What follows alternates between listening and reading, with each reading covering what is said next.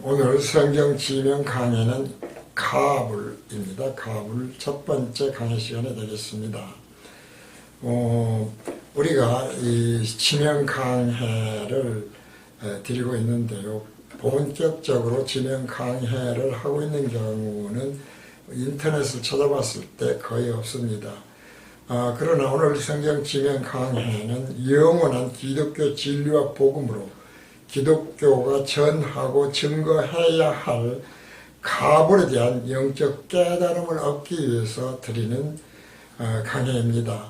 늘 말씀을 드리지만 성경에 하나님은 우연이 없는 것이므로 하나님이 기록하게 하신 성경에 나오는 이름이나 여러 가지 말씀이나 단어들까지 특별히 이렇게 성경에 나오는 지명들이 의미 없이 있는 경우는 없다는 것이죠.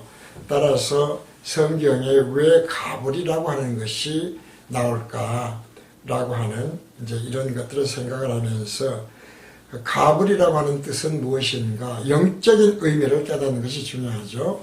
그것이 어디에 위치하고 있고 어떻고 하는 것은 세상적으로 우리가 어떤 곳인가 실제 하는 데인가 아닌가 하는 것 정도로 아는 것이지 영적으로 볼 때는 크게 중요한 건 아닙니다. 다만 그것이 이제 없어져 버렸다든가 하는 것은 또 다른 이야기죠. 가불은 뜻이 전혀 쓸모없는, 전혀 쓸모없다고 하는 것을 뜻하는 가불이라고 하는 것입니다. 히브리어 케발에서 온 것으로 불모의 가치 없는 황폐한 등을 가진 단어가 되겠습니다. 그러니까 우리말로 가불이라고 하는 것은 카불인데 히브리에서는 케발로서 볼모의 가치 없는 또는 황폐한 그런 뜻을 가지고 있고, 그래서 가불은 전혀 쓸모없는 것을 의미하는 것이다. 이제 이렇게 생각하면 되겠습니다. 이것만으로도 가불이 어떤 것을 뜻하는 것인지 영적 의미를 깨달을 수가 있게 되지요. 가불의 현재 위치는 이스라엘 변방 갈릴리 지방 아크르에서 약 14.4km 떨어진 현재 카불이라고 하는 데가 있지 않습니까? 그 카불하고 동일한 곳으로 봅니다. 이런 말씀을 드리는 것은 성경에 나오는 지명들이 때로는 지구상에서 없어지는 경우가 흔히 있습니다만은 전혀 없는 어떤 상상의 지명들이 아니다 라고 하는 것을 말씀드리기 위해서 현재 위치가 어떤 곳인가 이런 말씀을 드리죠. 성경에 나타난 가불을 보면 이렇습니다. 첫째 가불은 성경에서 하나님의 약속의 땅인 가나안 땅을 정복한 다음, 우리가 이제 그 정복하는 과정이 쭉 있죠. 믿음의 조상인 아브라함으로부터 시작을 해서 이제 12지파들을 통해서 가나안 땅을 정복해 가는데 여호수아 나오고 그렇죠. 다음 이스라엘 12지파에게 땅을 기업으로 나누어 줄 때 가불이 성경에 나온다. 첫 번째. 그러니까 약속의 땅 가나안 땅을 정복했을 때 12지파에게 기업 물음으로 땅을 나눠주는데 여기에 가불이라고 하는 지명이 나온다. 둘째, 성경의 두로는 역사에서 페니키아입니다. 지금의 역사에서는 페니키아인데 두로의 왕인 히람은 다윗과 다윗의 아들인 솔로몬과 좋은 관계를 갖고 있는 왕입니다. 그래서 두로의 왕 히람은 이스라엘의 솔로몬 왕과 우호 동맹을 맺고 솔로몬 왕이 예루살렘의 성전을 건축할 때 각종 건축 자재를 공급해 주었습니다. 두로 왕이죠, 히람이. 그리고 솔로몬 왕은 히람 왕에게 밀, 올리브 기름, 포도주 등을 주고 열왕기상 5장에 있죠. 솔로몬이 두로 공주와 결혼까지 해요. 그러니까 굉장히 밀접한 관계가 있었죠. 지금 하나님의 백성이라고 하는 이스라엘 유대인들이 가나안 땅에 들어간 다음에 이방인인 두로의 어떤 연관을 맺고 있는 것이고, 그래서 가불은 전혀 쓸모없는 불모의 가치없는 황폐한 땅이 되는가 라고 하는 것을 영적으로 연결짓게 하는 그러한 성경에 나타난 가불이라는 이야기죠. 이걸 이제 늘 머리에 두면서 생각을 해야 되겠습니다. 12지파에게 주었는데 두로 왕과 결혼할 정도로 솔로몬이 성전을 짓지 않습니까? 이때 두로 왕 히람이 도움을 많이 주고, 그리고 솔로몬도 그쪽에다가 자기들이 가지고 있는 것 주었을 뿐만 아니라 두로 왕의 공주하고 솔로몬이 결혼을까지 섞였다 그런 얘기가 되겠죠. 그런데 두로 왕 히람은 그런데 이제 히람에게 그래서 솔로몬이 감사의 뜻으로 갈릴리 지역 20개 성읍을 주어요. 그랬더니 두로 왕이 그것을 감사하게 받는 것이 아니라 갈릴리 지역 20개 성읍은 쓸모없는 땅이다 고 여겼던 거예요. 왜 그러냐면 두로라고 하는 두로 왕이 있었던 페니키아 지역은 해안 지방이거든요. 그런데 이제 갈릴리 지역은 사실은 해안 지방이 아닌데, 우리가 갈릴리 호수를 갈릴리 바다라고도 합니다만 워낙 넓어서 그것은 산지에 있는 곳이죠. 그러니까 페니키아로 봐서는 해안 지방에서 있었던 그런 두로 왕의 히람에게는 갈릴리 지역 산지에 있는 성읍은 필요가 없었던 것이죠. 그러니까 쓸모가 없는 거예요. 봐요. 지금 말하자면, 영적으로 말하면 우리가 이방인들에게 교회도 쓸모없고 진리나 복음이 전혀 쓸모없다, 이런 것과 같은 뜻으로 생각을 하시면 됩니다. 그렇기 때문에 이런 연유로 성경학자 아주 유명한 요세푸스가 있지 않습니까? 요세푸스는 가불이 페니키아어로 마음에 들지 않는, 페니키아에서는 또 가불이 마음에 들지 않는 그런 뜻인가 봐요. 그것으로 이제 해석이 된다, 가불이라는 것은. 앞에 히브리어에서는 볼모없고 쓸모없다, 불모의 가치없는 황폐한 땅이다, 황폐한 이런 뜻이었는데, 가불이 카불이죠. 케발이었었죠. 그런데 요세푸스는 페니키아어로 마음에 들지 않아서 주어버렸다, 이제 이런 것입니다. 하지만 현대 성경학자들은 이런 해석을 할 만한 어떤 근거가 없는 것으로 보고 있습니다. 따라서 성경에 나타난 가불이라고 하는 것은 이런 두 가지 의미를 가지고 있는 것으로 생각하면 되겠습니다. 그래서 첫째, 가불에 대한 것입니다. 우리가 앞에서 살펴봤던 대로 첫 번째, 이스라엘 12지파가 탄생하는 과정을 보면 이렇습니다. 많이 들었던 이야기죠. 첫 번째 보면 레아와 라헬이 있지 않습니까? 레아와 라헬이 있어요.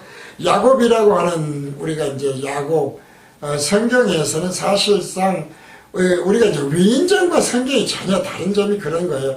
늘 말씀을 드리지만 아주 오해하기 쉬운 것이, 마치 우리가 하나님 앞에 쓸모있는 그런 가치 있는 자들이어서 하나님의 형상을 닮은 그런 가치 있는 인간이어서 하나님 우리를 택하시고 하나님의 백성을 삼으시고 하나님의 자녀를 삼으신다.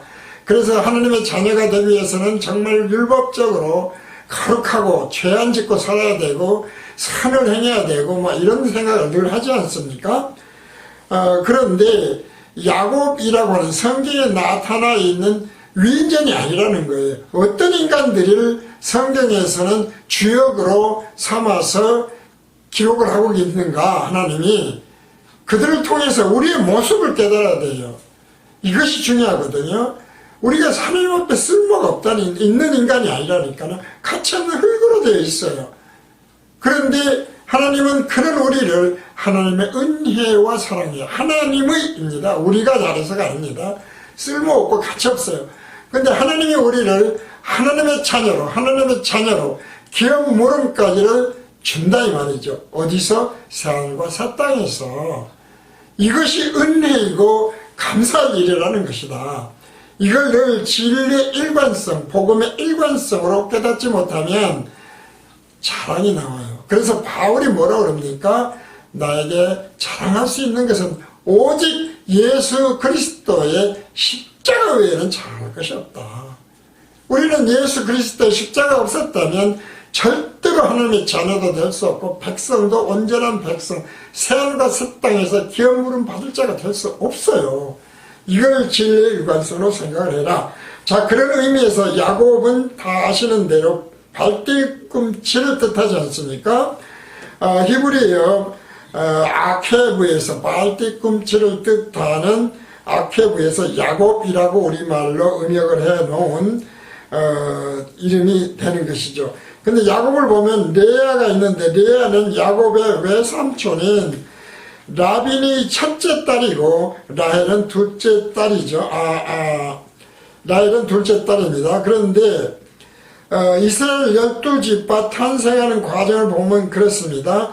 야곱의 아버지는 이삭이죠. 이삭으로 야곱은 쌍둥이인 형제 에서가 있었어요. 형이 에서고 동생이 야곱인데 형이 에서는 아주 용감하고 남자다운 성격으로 털이 아주 많았고요. 그리고 사냥을 좋아해서 사냥을 해다가 아버지인 이삭에 갖다가 맨날 갖다 주는 거예요. 그러니까 이삭이 두 쌍둥이 중에서 에서를 좋아하고 야곱을 좋아하지 않았죠. 그런데 야곱의 지금 어머니인 리브가가 있지 않습니까? 리브가는 아무래도 이제 아버지가 형인 에서를 좋아하니까 그 아들 중에서도 동생인 연약한 쌍둥이인 야곱을 사랑을 하죠. 그래서 아버지가 이제 이삭이 늙었어요. 늙어가지고 눈이 어두웠는데 성경을 보면은 장자 축복권이죠. 장자 축복하는 그런 그 관리가 있었던 것으로 보여요. 그래서 아버지 이삭이 아들 자기가 사랑하는 에서에게 장자 축복을 하면서 장자 축복권을 주려고 그래요. 이제 이런 것을 어머니인 리브가가 알고 야곱에게 가가지고 아버지 지금 에서가 이 사냥을 하러 갔으니 저 순간에 가서 네가 털이 많은 것처럼 네 팔뚝에다가 양털을 이렇게 사실 그 우화 같은 그런 게 참 많지 않습니까? 어쨌든지 간에 성경은 그렇게 기록하고 있어요. 인간의 본성을 알라는 거예요, 이거는. 그래서 야곱에게 양털을 이렇게 둘게 해가지고 아버지한테 가가지고 에서인 것처럼 흉내를 내서 네가 아버지의 장자권을 축복권을 받아내라 이렇게 속이라고 그러죠. 그런데 이제 에서가 그때 오니까 에서가 사냥을 하러 가가지고 배가 잔뜩 고픈 상태에서 팥죽 한 그릇을 주면서 형 이거 먹어요 그러면 그러니까 이제 그거 먹고 있는 동안에 동생이 아버지한테 들어가서 마치 자기가 형 에서인 것처럼 해가지고 축복권을 받아내버리지 않습니까? 장자권을 뺀 에서로부터 빼앗는 거예요. 그래서 그 야곱이 우리의 지금의 하나님의 백성의 조상이 되는 거예요. 아브라함으로부터 시작되어지는. 그러니까 아브라함도 그렇고 그 모세도 그렇고 쭉 보면은 뭐 다윗도 그렇고 솔로몬도 그렇고요. 앞에서 말씀드렸지만 이렇게 하나님의 백성의 조상으로 이어지는 그러한 후손들을 쭉 보면 인간적인 면에서 위인도 아니고 무슨 선을 행하는 자들도 아니고 아주 행편없다니까요. 이것을 분명하게 뭐 에서보다 야곱이 더 하나님에게 기쁘게 하고 그런 게 아니라는 겁니다. 어쨌든 이렇게 속여가지고 사기를 채워가지고 한마디로 말해서 에서로부터 장자권을 빼앗은 거예요. 그러니까 이제 에서가 다시 가서 아버지한테 축복기도 장자권을 달라고 그러니까 네가 뭐 어떻게 됐느냐 조금 전에 내가 그래서 속은 걸 알고 에서가 남자다 보니까 야곱을 가만두겠습니까? 그러니까 이제 야곱이 무서워서 벌벌떠니까 어머니 리브가가 야 그러면은 내 친정에 가 있어. 그래가지고 하란으로 보내버리지 않습니까? 그런데 또 하란에 이제 그 리브가의 말하자면 형제가 아니죠. 남동생인 외삼촌인 라반이 있는데 또 라반이 아주 교활한 자예요.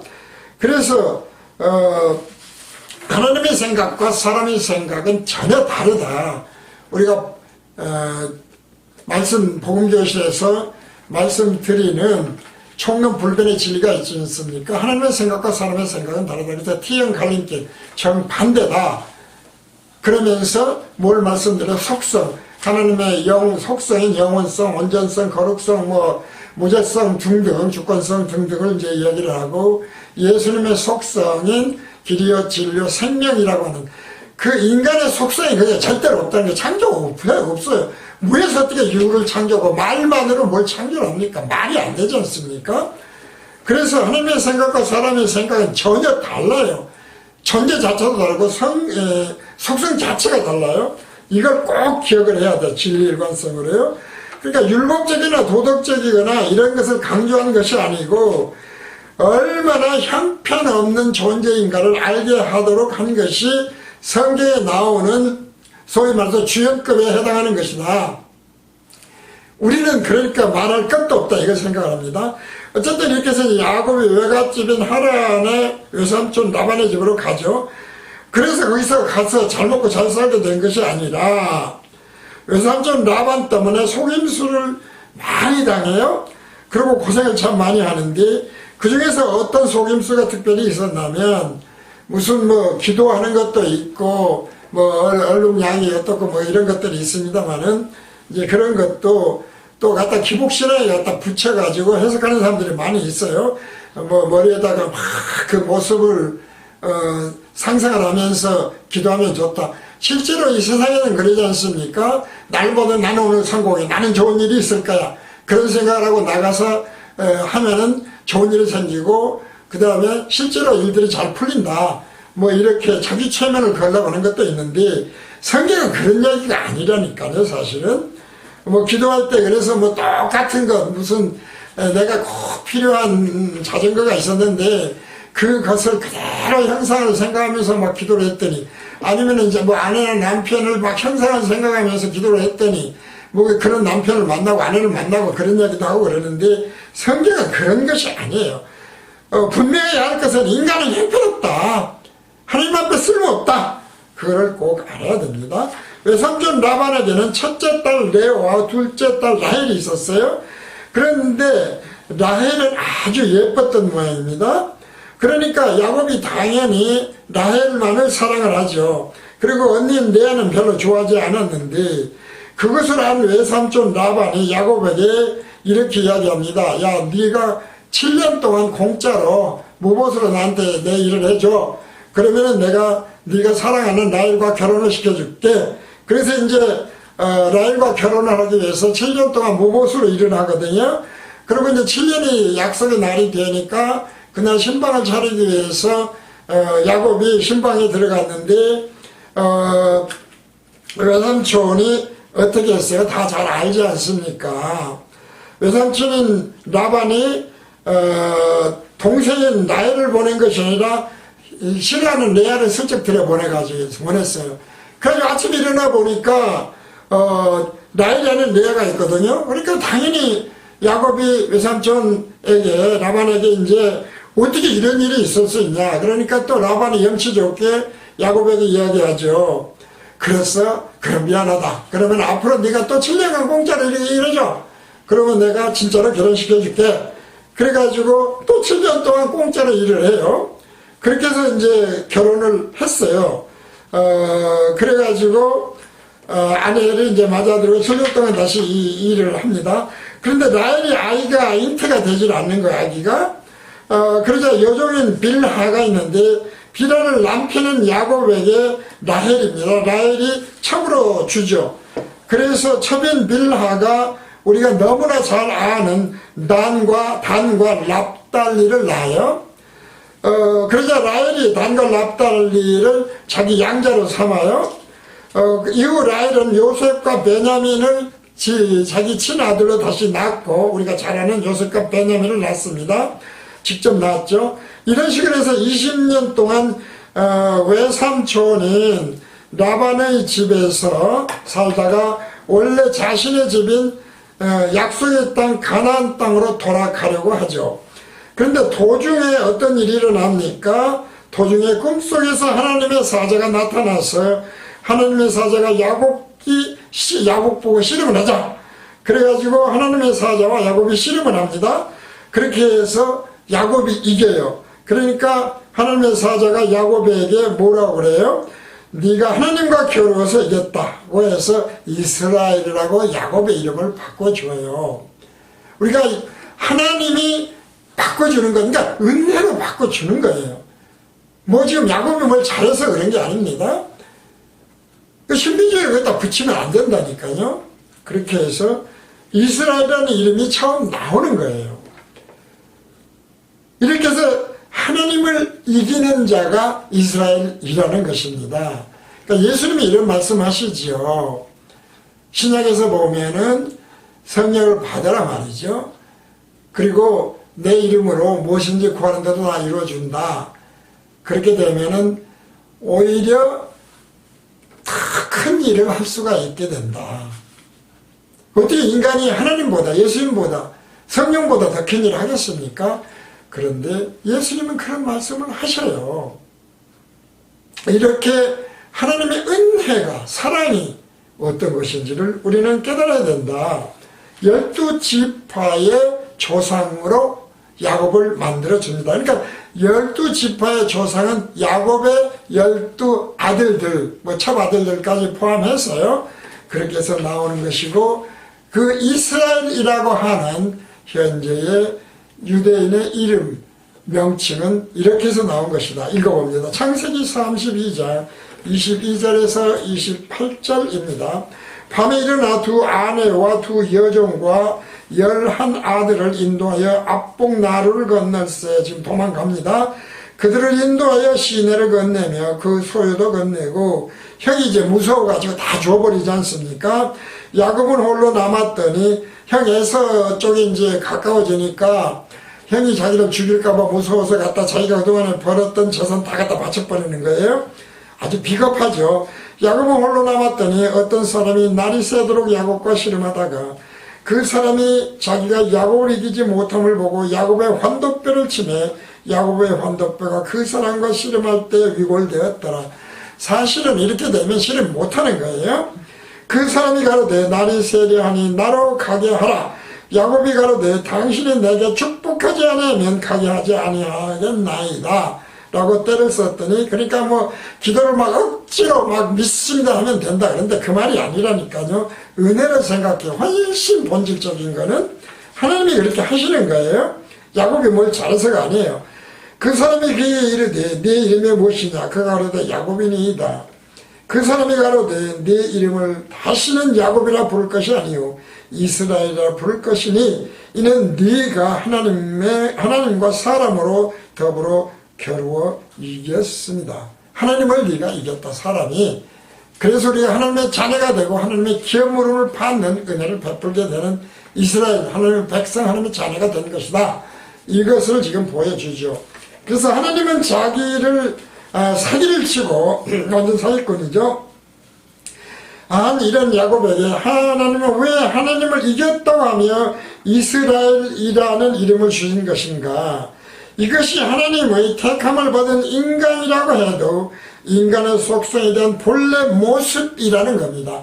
인간은 늘 지금도 육을 가지고 있어서 하나님을 속이고 외식이다. 왜 회치라 무덤이라고 그래요? 거룩하지도 않으면서 거룩한 척, 사랑하지도 않으면서 사랑하는 척, 죄가 있으면서도 죄가 없는 척, 뭐 이런 아주 뭐 그렇게들 하잖아요. 사실은 오늘날도 동일해요. 뭐 기독교인이 별거 있습니까? 그렇게 해요. 그래서 말하자면 이렇게 사기꾼같이 하나님을 속이려 하고 세상 사람을 속이려 하기 때문에 그렇다. 그래서 이후 야곱이 아들들을 12명을 낳고 그 12아들이 이스라엘 12지파가 야곱 곧 이스라엘의 아들들이라고 하는 의미에서 되는 것이죠. 창세기 49장 1절에서 4절까지의 말씀을 읽습니다. 1절에서 4절. 읽습니다. 야곱이 그 아들들을 불러 이르되 너희는 모이라. 너희의 후일에 당할 일을 내가 너희에게 이르리라. 너희는 모여들으라. 야곱의 아들들아 너희 아비 이스라엘에게 들을지어다. 루벤아 너는 내 장자여 나의 능력이여 나의 기력의 시작이라. 위광이 초등하고 권능이 탁월하도다마는 물이 끓음 같았은즉 너는 탁월지 못하리니 네가 아비의 침상에 올라 더럽혔음이로다. 그가 내 침상에 올랐었도다. 뭐 이런 이제 말씀이 있고 27장으로 쭉 넘어가면 27절로 넘어가면 보면은 이어지는 말씀이 이제 쭉 있는데요. 27절 28절이죠. 베냐민은 물어뜯는 일이라. 물어뜯는 일이에요. 일이라. 아침에는 빼앗은 것을 먹고 저녁에는 움킨 것을 나누리로다. 우리가 베냐민 하면 뭐 굉장한 베냐민 지파인 것 생각하지만 너희들의 미래를 얘기해 주겠다는 것입니다. 이들은 이스라엘의 12지파라. 이와 같이 그 아비가 그들에게 말하고 그들에게 축복하였으되 곧 그들 각인의 분량대로 축복하였더라. 지체라고 하는 것, 믿음의 분량대로 같은 것들. 그러니까 근데 보면은 뭐 잘되고 그런 것들 아니라 참 형편없이 된다. 너희들 다 형편없는 놈들이야. 그런 말씀이 있어요. 그래서 야곱이 늙었을 때 라헬이 낳은 요셉을 특별히 예뻐해서 채색 옷을 입히죠. 지금으로 말하면 야곱이 늙었을 때입니다. 라헬이 낳은 요셉입니다. 요셉을 예뻐해가지고 채색 옷으로 말하면 명품 옷을 입혀줬는데 그것 때문에 12형제들이 있는데 형들이 싫어해가지고 요셉을 죽이려고 해요. 그래가지고 당시 야곱의 가족들은 방목을 하며 살았는데 아버지 야곱의 사랑을 받는 요셉을 질투를 해서 요셉을 죽이기로 합니다. 그런데 루벤이 요셉을 죽이지는 말고 목숨만은 살려주자 그렇게 해가지고 설득을 해서 요셉의 채색 옷을 뺏어버리고 깊은 웅덩이에 빠뜨려서 나오지 못하도록 해요. 그때는 이제 짐승들을 잡기 위해서 그런 그것을 파놓고 막 한번 빠지면 나오지 못하도록 하고 그러지 않습니까? 이제 그렇게 해서 인간인 그놈이 못 나오게 해버린 거예요. 이렇게 해서 이제 가버렸는데 대상들이 그곳을 지나요. 그러다가 요셉을 건져내가지고 팔아가지고 애굽에 가서 팔아먹어버려요. 그런데 하나님의 은혜로 요셉에게 꿈 해석을 하는 재능을 줘요. 달란트라고 그러지 않습니까? 달란트를 줘요. 그래가지고 이제 꿈 해몽을 잘한다는 게 소문이 나는데 나중에는 바로 왕의 꿈을 막 맞추고 그러죠. 그렇게 해서 재상이 되고 야곱의 식구들이 살던 곳에 기근이 나왔기 때문에 하나님이 다 인도하시는 겁니다. 야곱이 식량을 구해오도록 자기 아들들을 애굽으로 보내죠. 그런데 애굽에서 재상이 된 아들 요셉을 만나서 요셉 덕분에 야곱 일가가 애굽으로 다 이주를 합니다. 그렇게 해서 거기서 만년에 잘 먹고 잘 살았다. 그러니까 뭐 믿음이 좋고 뭐 어떻게 그런 게 아니라는 것이죠. 어쨌든 간에 그렇게 해서 잘 먹고 하나님의 계획으로 잘 살았다는 것이 구약 성경에 있어요. 이런 데서 기복신앙, 신비주의 신앙이 마치 기독교가 전할 진리고 복음인 것처럼 잘도 찾아내서 하는데 그게 아니고 인간은 속성상 하나님 앞에 쓸모없는 존재다. 이스라엘이라고 불렀던 조상 12지파들 모양까지도 그 모양이야 라고 하는 것을 알아야 된다는 것입니다. 그래서 오늘 두 번째 보면은 야곱의 12아들들을 보면 그렇습니다. 야곱의 12아들들을 족장으로 하는 12지파가 되죠. 그래서 하나님의 백성인 선민으로 선택한 백성으로 하나님이 이름을 주셔서 이스라엘이라고 칭하게 됐죠. 아버지를. 그리고 전체 그 후손들을 이스라엘이라고 칭하는 거예요. 그러니까 12지파는 처음에는 야곱의 12아들들로 루벤, 시므온, 레위, 유다, 스불론, 이사갈, 단, 갓, 아셀, 납달리, 요셉, 베냐민 지파를 가리켰었는데 이게 후에 바뀝니다. 레위 지파가 어떻게 됩니까? 하나님의 소유가 되죠. 민수기 1장 47절에서 54절, 민수기 2장 12절에서 보면 레위 지파는 땅을, 기업을 안 주게 돼요. 그래서 요셉 지파가 요셉의 두 아들 므낫세와 에브라임 지파로 나누어지게 되는 것입니다.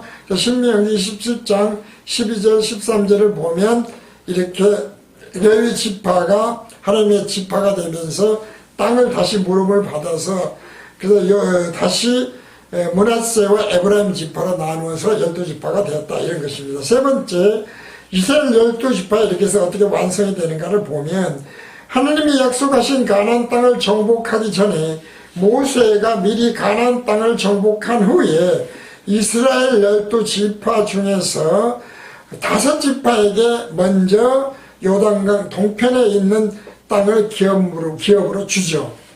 그리고 여호수아가 모세는 못 넘어갔으니까 가나안 땅을 실제로 정복을 한 다음 나머지 7지파에게 제비를 뽑게 해서 땅을 기업으로 나눠주어요. 이전에 이미 다 이런 것은 강의를 드린 바 있습니다. 모세에게 먼저 땅을 약속받은 지파는 르우벤, 모세에게 받은 지파입니다. 르우벤, 레위, 유다, 갓, 요셉 지파였고 여호수아로부터 실제로 넘어가서 받은 땅을 제분받은 지파는 베냐민, 시므온, 스불론, 이사갈, 아셀, 납달리, 단이 받았어요. 그런데 레위 지파가 하나님의 명으로 제사장 지파가 되자 레위가 들어가 있었는데 레위 지파 대신 요셉 지파가 요셉의 두 아들인 므낫세와 에브라임 지파가 대신 말하자면 12지파에 들어가서 12지파가 완성이 되었다, 이런 말씀을 앞에서 드렸고요.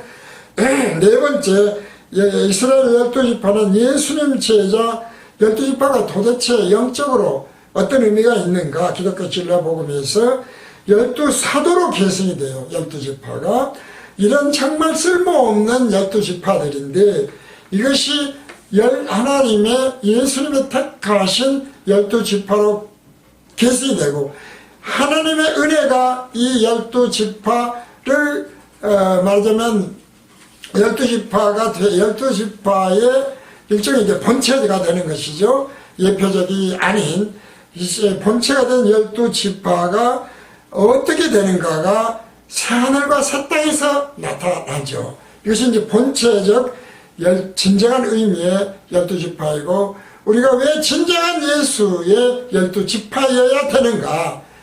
이스라엘 지파, 12지파와 같은 그런 존재가 아닌 하나님의 은혜와 사랑으로 어떻게 해서 하나님의 진정한 제자가 되는 것인가를 보여주는 것이죠. 왕같은 제사장 그런 게 있지 않습니까? 계시록을 읽습니다. 요한계시록 21장 10절에서 14절입니다. 성령으로 나를 데리고 크고 높은 산으로 올라가 하나님께로부터 하늘에서 내려오는 거룩한 성 예루살렘을 보니, 이 예루살렘은 본체 예루살렘입니다. 하나님의 영광이 있으며 하나님의 빛이 떴다 이 말이죠. 그 성의 빛이 지극히 귀한 보석 같고 벽옥과 수정같이 맑더라. 크고 높은 성곽이 있고 12문이 있는데 문에 12천사가 있고 그 문들 위에 이름을 썼으니 이스라엘 자손 12지파의 이름들이 그 12지파 이름이 있어요. 그리고 동편에 세 문, 북편에 세 개의 문, 세 문, 남편에 세 문, 서편의 세 문, 새 예루살렘이죠. 새하늘과 새 땅에 내려오는 예루살렘이죠. 세 문이니 그 성의 성곽은 12기초석이 있어요. 기초석. 예수님이 기초석이고 반석이지 않습니까? 그 위에 어린 양의 12사도의 12이름이 있더라.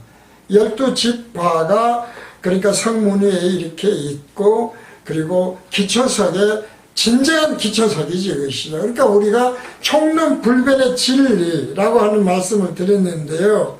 총론불변의 진리, 이것이 진정한 의미에서 기초석이 된다 하는 이야기는 이것을 전하는 증거는 오로지 이것만 기초석이 될 수 있다. 오늘날의 교회 지초석이 된다. 반석에 세운다. 그런 말씀이 됩니다. 그래서 요한계시록 여기가 어떤 것인가 은혜로 베풀었던 12지파 그런 야곱의 후손 그런 형편없었던 이스라엘의 백성들이 어떻게 되는가.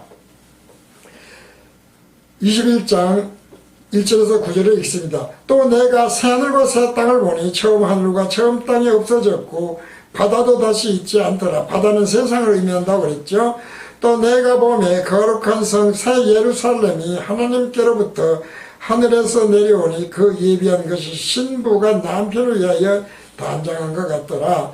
내가 들으니 보좌에서 큰 음성이 나서 가로되 보라 하나님의 장막이 사람들과 함께 있으니 하나님이 저희와 함께 거하시리니 저희는 하나님의 백성이 되고 하나님은 친히 저희와 함께 계셔서 어떻게 하나님이 우리 아버지가 되고 하나님이 어떻게 예수님이 어떻게 우리의 왕이 되겠습니까? 그 백성이 됩니까?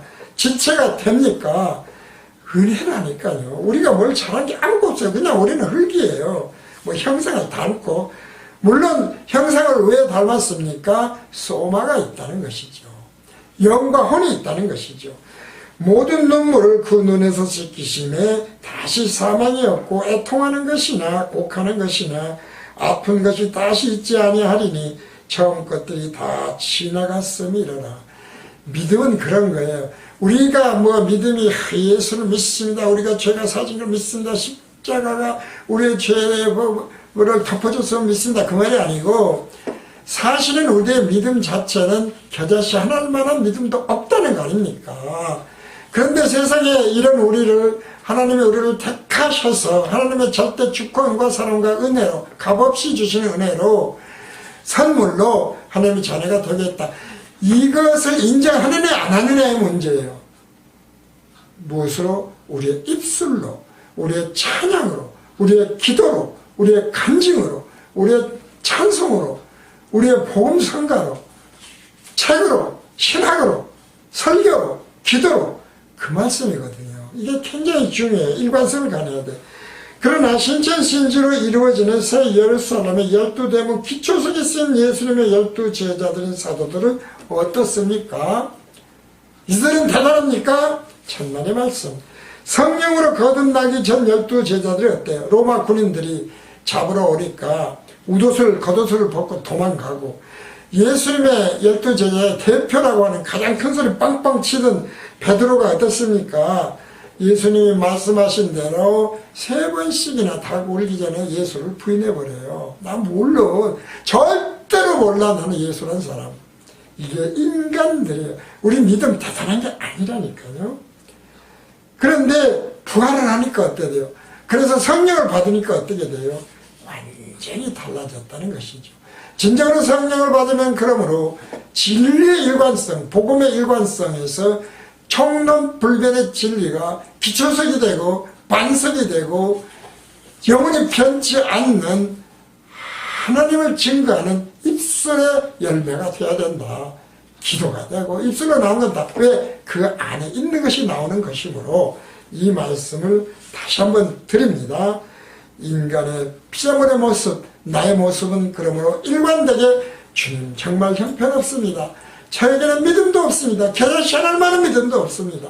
그것을 깨닫게 하시니 감사드립니다. 저는 정말 형편없는 자입니다. 이런데 정말 의인은 없나니 하나도 없는데 이런 쓸모없는 흙을 원소로 된 자를 생명 없는 자를 하나님의 백성이라 칭하여 주심을 감사드립니다. 나를 위해서 십자가 태소까지 주심을 감사를 드립니다.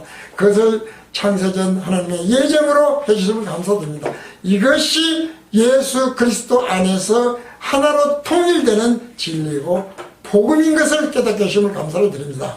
이것이 항상 우리의 입술에서 오늘 성경 기명 강의 가을 첫 번째 강의에서 깨닫고 이후에 계속 이어지는 진리의 일관성으로 기도가 되고 찬송이 되기를 예수님의 이름으로 간구하고 축복드립니다.